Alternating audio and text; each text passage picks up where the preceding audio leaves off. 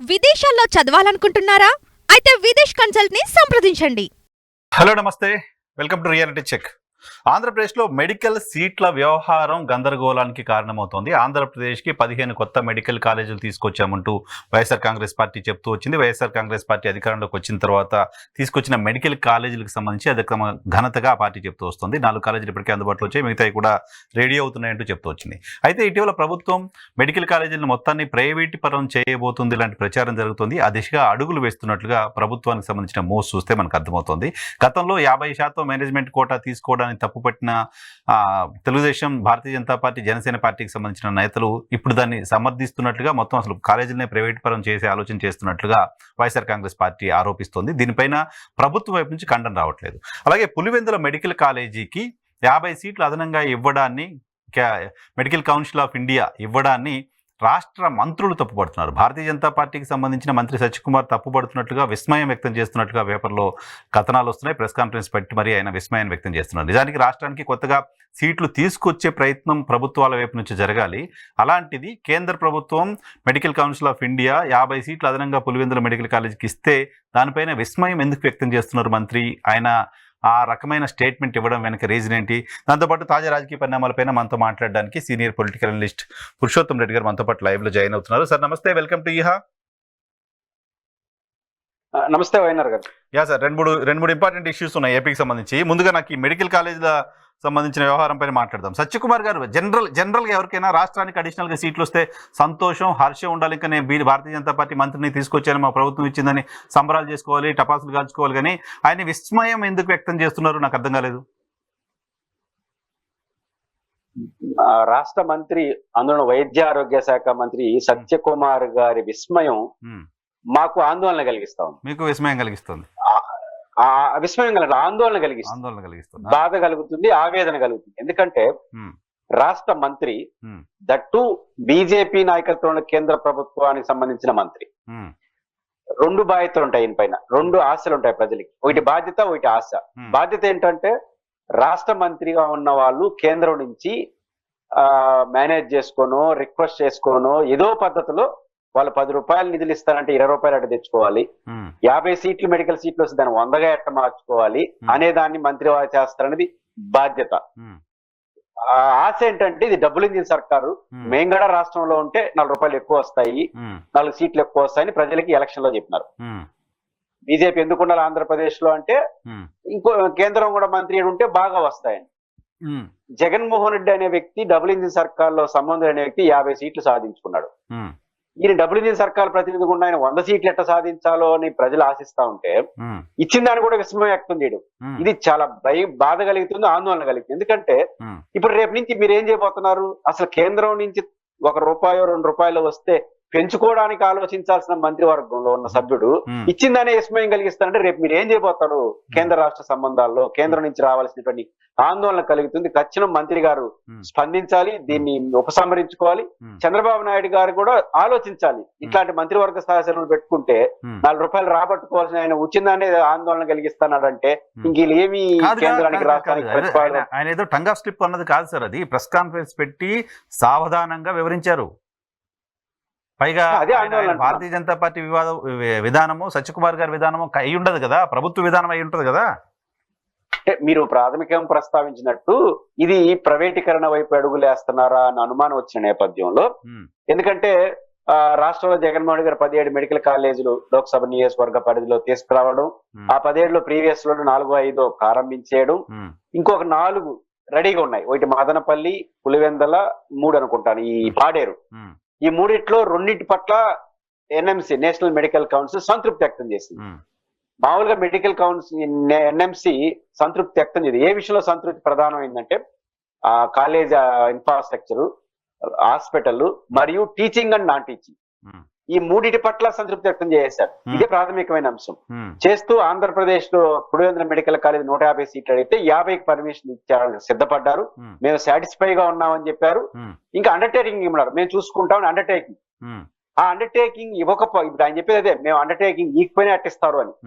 అసలు మేము ఇంకా ఎక్కువ ఇస్తామని చెప్పాల్సిన ఆయన మేము ఈక్వైనా మీరు అట్టిస్తారు అని వాళ్ళని అడగడం అంటే చాలా ఇది ఆందోళన కలిగించాం. What is behind the screen?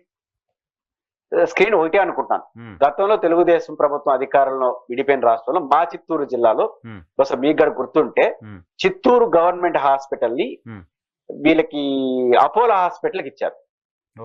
ఎందుకంటే ఒక మెడికల్ కాలేజీని మీరు సీట్లు సంపాదించాలంటే ఖచ్చితంగా ఒక 250 నుంచి 300 బెడెడ్ హాస్పిటల్ రన్ అవుతూ ఉండాలి. ఎందుకంటే మెడికల్ విద్యార్థులు ప్రాక్టికల్స్ ఎక్కడ చేస్తారు? రోగుల పైనే కదా, రోగుల పైన, చనిపోయిన బాడీల పైన. అది అనివార్యం. కానీ హాస్పిటల్ లేకపోతే మెడికల్ కాలేజ్ పర్మిషన్ ఇవ్వరు, సీట్లు ఇవ్వరు. కాబట్టి అప్పటికప్పుడు వాళ్ళకి మెడికల్ సీట్లు రావాలంటే హాస్పిటల్ రన్ చేయడం కష్టం. కాబట్టి చిత్తూరు గవర్నమెంట్ హాస్పిటల్ ని వీళ్ళు టేక్ ఓవర్ చేసుకున్నారు. అప్పుడు పెద్ద ఎత్తున నిరసన ఎక్కువైంది. గవర్నమెంట్ హాస్పిటల్ ఒక ప్రైవేట్ వాళ్ళకి ఎట్టిస్తారు అని.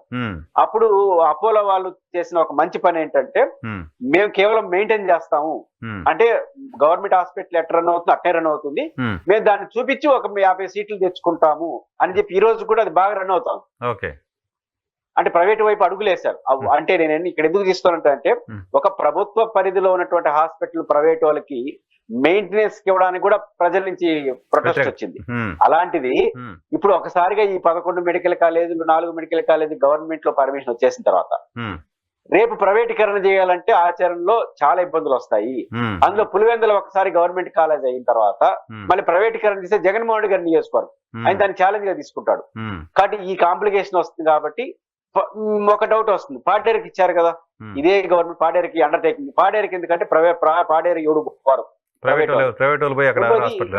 ఆ గ్రాస్ రూట్ లో ఉంటుంది. రెండోది గిరిజన తండాల్లో కాబట్టి గవర్నమెంట్ ఫండ్స్ కూడా వస్తాయి. కాబట్టి దాని వరకు ఇచ్చేసి నేను అనుకుంటుంది మిగతా అన్ని కాలేజీలు ప్రైవేట్ వైపు అడుగులేకపోతున్నారు. ప్రమాదం కదా. ప్రభుత్వ వైద్యం అందుబాటులో లేదు, కార్పొరేట్ వైద్యం పేదలను ఇంకా పేదవాళ్ళుగా మార్చేస్తుంది, కుటుంబాలను కూల్చేస్తుంది అనుకున్నప్పుడు ప్రభుత్వ రంగంలో వైద్యం పైన ప్రభుత్వాలు దృష్టి పెట్టాలి, ఇన్ఫ్రాస్ట్రక్చర్ పెట్టాలి, కొత్త కాలేజీలు తేవాలి, ఎక్కువ బెడ్స్ పెంచాలి. కానీ ప్రైవేట్ వాళ్ళకి ఇస్తే ప్రమాదం కదా. ప్రభుత్వం వ్యతిరేకతను ఊహించట్లేదా? ఖచ్చితంగా ప్రమాదకరం. 2 రకాల ప్రమాదకాలు. ఒకటి ఫిలాసఫికల్ చూడండి, ఈరోజు బ్రిటన్ గాని అమెరికా లాంటి పెట్టుబడిదారు దేశాలు, ప్రైవేటీకరణ అంటే పెట్టుబడిదారు వైపు అడుగులు వేయడం కదా, అలాంటి పెట్టుబడిదారు దేశాలే ప్రాథమిక వైద్యాన్ని గవర్నమెంట్ బాధ్యత తీసుకుంటా ఉంది. అవును, మీ బ్రిటన్ లో గవర్నమెంట్ వైద్యం ఉంటుంది. అంటే పెట్టుబడిదారి దేశాలే దేశానికి మోడల్ గా ఉన్న, ప్రపంచానికి పెట్టుబడిదారికి వ్యవస్థకు మోడల్ గా ఉన్న దేశాలే కొన్ని సెక్టార్ని గవర్నమెంట్ లో పెట్టుకుంటా ఉంది, రీసెర్చ్ అండ్ గవర్నమెంట్ విషయాల్లో. అలాంటిది మనం మిశ్రమ ఆర్థిక విధానం ఉన్న సోషలిస్ట్ ఆర్థిక తీయడం నాకు ఆశ్చర్యం కలిగిస్తుంది. రెండోది ఏంటంటే, ఈరోజు రేపేమంటారు, ఎలక్షన్ అవసరం కోసం మేము పేదలకు రీఎంబర్స్మెంట్ ఉంది కదా, ఆరోగ్యశ్రీ ఉంది కదా అంటారు. రేపు హైయర్ మెడికల్ లోనే ఆరోగ్యశ్రీకి 2,000-3,000 కోట్లు అవుతా ఉంది. రేపు అన్ని ప్రైవేటీకరణ చేసేస్తే 10,000 కోట్లు అవుతుంది కదా ఆరోగ్యశ్రీకి. ఆ 10,000 కోట్లు వాళ్ళకి ఇచ్చే బదులు మీరే అనుకుంటే బ్రహ్మాండం నిర్వహించవచ్చు కదా. కాబట్టి ప్రాథమిక వైద్యం గవర్నమెంట్ లో ఒక అనివార్యం. రెండోది వైఎన్ఆర్ గారు, ప్రైవేటీకరణ వెళ్తే ఇంకో ప్రమాదం ఏమొస్తుందంటే, ఇది ప్రైవేటీకరణ అంటే 50 లక్షలు 1 కోటి రూపాయలు పెట్టి కొనుక్కోవడమే కదా medical seat. As a doctor గా నేనైనా మీరైనా 1 కోటి రూపాయలు పెట్టి కొనుక్కున్న తర్వాత రేపు నేను ఎట్ట వ్యవహరిస్తాను యాజ్ వైద్య వృత్తిని? వైద్య వృత్తి మనం ఉచితంగా చదువుకున్న వాళ్ళే సామాజిక బాధ్యత లేదని బాధపడుతున్నాం.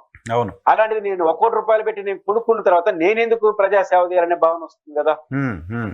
2 పేద విద్యార్థులను చదవగలరా 1 కోటి రూపాయలు అట్టబెట్టి? కాబట్టి ఈ యాంగిల్ లో చూసినప్పుడు ఖచ్చితంగా సామాజిక కోణం, గవర్నమెంట్ అవసరాలు తీర్చే ప్రైవేట్ సెక్టర్ లో ఉండడం అవసరము. కాబట్టి మీరు ఏమన్నారు ఎలక్షన్ కి ముందు, 50% సీట్లను మేనేజ్మెంట్ కోటాలో పెట్టి సెల్ఫ్ ఫైనాన్స్ చేసి ఇంకా 50% ప్రజలు సాధారణ విద్యార్థులకు ఎంసెట్ ర్యాంకింగ్ లో ఇస్తానంటేనే అభ్యంతరం చెప్పినా మనం హోల్సేల్ గా ప్రైవేటీకరణ వైపు వెళ్ళడం అనేది ఎట్లా చూడాలి? ప్రైవేటీకరణ ప్రభుత్వం తర్వాత మాట్లాడదాం. అసలు సీట్లు మనకు పర్మిషన్ రావడమే గగనం కేంద్రం నుంచి. అలాంటిది వచ్చిన దాన్ని మేమేమము అని నేటి వరకు చెప్పి ఇప్పుడు ఏకంగా మీరు ఇచ్చిన దానికి మేము ఆందోళన వ్యక్తం చేస్తామని మంత్రి మాట్లాడితే రేపు ఏమవుతుంది? మెడికల్ ఇట్ సీమ్స్ ప్రభుత్వం ప్రైవేటీకరణ చేయబోతుంది అనే దానికి సంబంధించిన ఇంటెన్షన్ మంత్రి గారి మాటల్లో మనం అర్థం చేసుకోవాలేమో. అసహనం కనపడింది నాకు. అంటే మేము ప్రైవేటీకరణ చేసినప్పుడు ఇదేదో పర్మిషన్ ఇచ్చేసినారు, లేనిపోయిన సమస్య, మీ పర్మిషన్ ఇవ్వడం అంటే మాకు ఈజీ అయిపోయింటుందని అసహనం నుంచి మాట్లాడినట్టు ఉంటుంది. ప్రైవేటీకరణ చేసుకుని రేపు సీట్లు అయితే కావాలిగా. కానీ చాలా చాలా చాలా సీరియస్ ఇష్యూ. ఆంధ్రప్రదేశ్ లో పేద ప్రజల ఆరోగ్యం గురించి కన్సర్న్ ఉన్న ఏ పార్టీ అయినా, ఏ నాయకుడైనా, ఎవరైనా ఖచ్చితంగా దీన్ని వ్యతిరేకించాలి. మంత్రి కూడా మరి ఆ స్టేట్మెంట్ ఇవ్వడం వెనక మీరు అన్నట్టుగా వివరణ ఇవ్వాలి. ఆయన సాధారణంగా ప్రెస్ కాన్ఫరెన్స్ పెట్టారు, మళ్ళీ వివరణ దాని మీద ఇస్తారని అనుకోను. కానీ సో ప్రభుత్వం అయితే రెస్పాండ్ అవ్వాల్సిన అవసరం ఉంది. ఇప్పుడు 50 మెడికల్ సీట్లు వైఎన్ఆర్ గారు. ప్రభుత్వం పద్ధతిగా వ్యవహరిస్తే వచ్చే సంవత్సరం మిగతా 11 కూడా పర్మిషన్లు వస్తాయి. NMC, national medical council. ఎన్ని సీట్లు అండి? 12 మెడికల్ కాలేజీలు అంటే 6,000 సీట్లు. 600 వస్తాయి. 600 అవుతాయి. 1250 అంటే దాదాపు వస్తాయి. రేపు 100 సీట్లు అయితే అది 100-200 వస్తాయి మెడికల్ సీట్లు. 150 సీట్లు ప్లస్ ప్రతి ఇయర్ పెరుగుతున్నట్టే కదా. ఫస్ట్ ఇయర్ ఎంబీబీఎస్ వచ్చేసారు, సెకండ్ ఇయర్ ఎంబీబీఎస్ మళ్ళీ. ఇప్పుడు ఉదాహరణ కర్ణాటకలో 11,000 మెడికల్ సీట్లు ఉన్నాయి. దేశంలోనే నెంబర్ 1 స్టేట్. నెంబర్ 2 10,000 మెడికల్ సీట్లు తమిళనాడులో ఉన్నాయి. దాని సరసన ఆంధ్రప్రదేశ్ చేరుండేది. మనం కానీ పద్ధతిగా వ్యవహరించుంటే ఒక 10,000 మెడికల్ సీట్లు. మనం ఇంకోటి కూడా ఉంది, ఇప్పుడు డాక్టర్లు చాలా చోట్ల పని చేయట్లేదు. రెండో అంశం, డాక్టర్లు గ్రాస్ రూట్ లో వెళ్ళడానికి భయపడుతున్నారు. పోరు, మీకు తెలుసు కదా, ట్రాన్స్ఫర్ అయినా కూడా రూపాయలు పెట్టి చదువుకున్న తర్వాత పోయి ఊర్లో 25,000 30,000 పని చేయమంటే ఏడ పని చేస్తారు? ఇంకా పనిచేయరు. అదే ఇప్పుడు మెడికల్ కాలేజ్ వైఎన్ఆర్ గారు ఇప్పుడు పాడేరు ఉంది. సీటు కోసం డాక్టర్ స్టూడెంట్ ఆడ వెళ్తాడు, బై డిఫాల్ట్ చదువుకోవడానికి వెళ్తారు. రెండోది వాళ్ళే కదా రేపు ఆడ పీజీ స్టూడెంట్స్ గా పనిచేస్తారు. కాబట్టి ఒక ప్రాథమిక వైద్యం అన్ని చోట్ల జరగాలంటే ఇది బెస్ట్ మెథడ్. గవర్నమెంట్ సీట్లు, ప్రైవేట్ సీట్లు అక్కడ ఉంటే, మెడికల్ సీట్లు ఉంటే దాన్ని చదువుకోవడం కోసం నేను వెళ్తాను. బహుముఖంగా ఆలోచించాడు జగన్మోహన్ రెడ్డి ఈ విషయంలో. రెండోది 10,000 మెడికల్ సీట్లు వస్తాయి. రెండో పాయింట్ ఏంది, డాక్టర్లు తక్కువ ఉండడం వల్ల, డిమాండ్ ఎక్కువ ఉండడం వల్ల వాళ్ళ వ్యవహార శైలి కూడా వేరే రకంగా ఉంటుంది. మనం కొంచెం ఓపెన్ గా మాట్లాడుకుంటే. అదే ఇప్పుడు డాక్టర్ల సంఖ్య పెరిగిపోయింది అనుకోండి, అప్పుడు అనివార్యంగా డిమాండ్ తగ్గుతుంది, కొంచెం సామాజిక దృక్పథం కూడా వస్తుంది. నేను పని చేస్తాడు, ఒకే డాక్టర్ ఒక ఊర్లో ఉంటే కాంపిటీషన్ అనివార్యం. 10 మంది ఉంటే నీ దగ్గర కాదు ఇంకో ఆయన పోతారు. కాబట్టి మెడికల్లో ఈ ధోరణి పెరగాలంటే మెడికల్ సీట్లు పెరగడమే కరెక్ట్. కాబట్టి ఇంత వాతావరణంలో మంత్రి గారు అలా ప్రకటించడం కరెక్ట్ కాదు. మా ఆందోళన ప్రైవేటీకరణ మాత్రమే కాదు, రేపు సీట్లు కూడా రావు కదా. సీట్లు కూడా పబ్లిక్ సెక్టార్ లో మెడికల్ కాలేజ్ సీట్ వచ్చినంత ఈజీగా. ఇప్పుడు పులివెందులలో ముఖ్యమంత్రి నియోజకవర్గం కావడం వల్ల సాధారణంగా ఎన్ఎంసీ ఏం చేస్తుంటే పబ్లిక్ సెక్టార్ లో ఉన్నటువంటి మెడికల్ కాలేజ్ చూసినట్టుగా ప్రైవేట్ చూడదు. ఆ రీతి సీట్లు రావడం కూడా ఒక పరిమితి ఆందోళన కలిగిస్తుంది. కాబట్టి మంత్రి గారు ఉపసంహరించుకోవాలి. చంద్రబాబు గారు కూడా 2 యాంగిల్, ఒకటి మెడికల్ యాంగిలే కాదు, మంత్రులు ఇట్లా చేయొచ్చా, కేంద్రం నుంచి 4 రూపాయలు అదనంగా తెచ్చుకోవాల్సిన మంత్రులు, అందులో బీజేపీ మంత్రులు, డబుల్ ఇంజిన్ సర్కార్ అని చెప్పి మంత్రులు ఇట్లా ప్రవర్తిస్తే రేపు అన్ని విషయాలు ఎట్లా ఉంటే అక్కడ ఎన్డీఏ సర్కారుకు సంబంధించిన ఒక ఏజెన్సీ తీసుకున్న నిర్ణయం ఇక్కడ మంత్రికి విస్మయం కలిగించింది. సో నిజానికి